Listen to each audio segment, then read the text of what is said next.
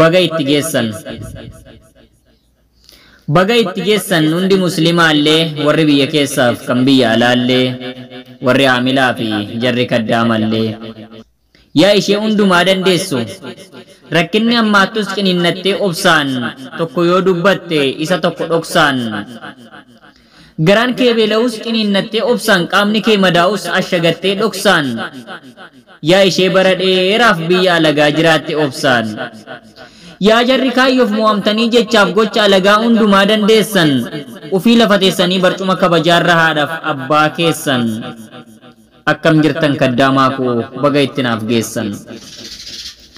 Ramadaana gaarii ramadaana gidduu rabbi nuuf haa godhu kan hammeenya cufee wanna gaarii fidu. Silaa bubbulleerra erga dhugaa laganne walaloo jala gurreef malee salaamatas hin daganne. Assalaamu alaykum wa rahmatullaahi wa barakaatuh. Obboleeyyan kiyya, obboleeyyan muslimaa fi obboleeyyan kiristaanaa hundi keessanuu baga guyyaa har'aa kanaan nu ga'e isiniin jecha. Egaa hordoftoonni amantaa muslimaa hundi keessanuu baga sooma ramadaanaa ulfaataa fi jaallatamaa fi kabajamaa baga ittiin isin ga'e, baga ittiin nu ga'e isiniin jechuun barbaada. Egaa warri biyya keessaa fi warri biyya alaa hundumti keessanuu warri sagalee koo kana dhageessan.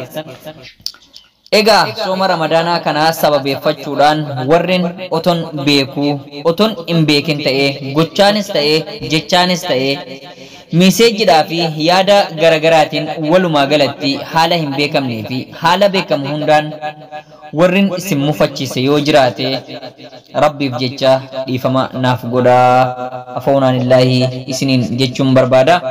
Egaa ilmi namaa tokko osoo beekus ta'ee otoo hin beekinis ta'ee namni wal mufachiisuu danda'a. Garuu namni oton beeku ta'ee oton hin beekin ta'ee isin mufachiise yoo jiraatan sooma ramadaanaa kana sababeeffachuudhaan dhiifama akkanaaf gootan isin gaafadhaa. Egaa warri muslimaa ammallee irra deebiidhaan baga ramadaana ittiin nu ga'e isiniin jechuun barbaada.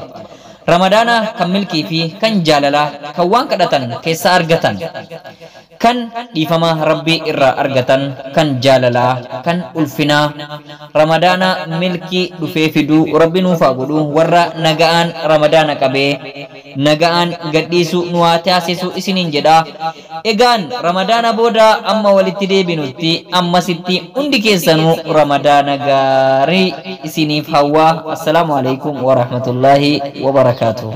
مرحب مرحب يا رمضان نسك بروح يا رمضان مرحب مرحب يا رمضان نسك بروح يا رمضان السلام عليكم السلام عليكم السلام عليكم ورحمة الله بكم أجرتنت إخواني في الله رمضان ندفه من الله أول مفتس أول مفنس فونا لله